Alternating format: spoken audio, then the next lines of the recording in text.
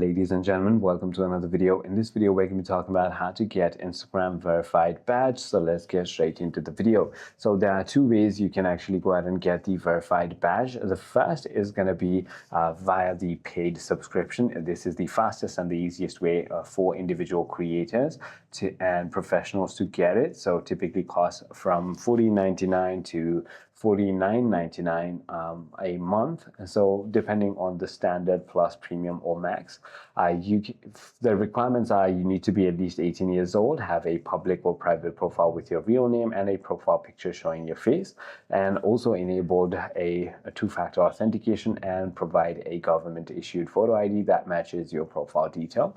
In order to apply, go to your profile and then click on your top right triple dot icon. Once you've done that, you want to simply go ahead and head into your account center.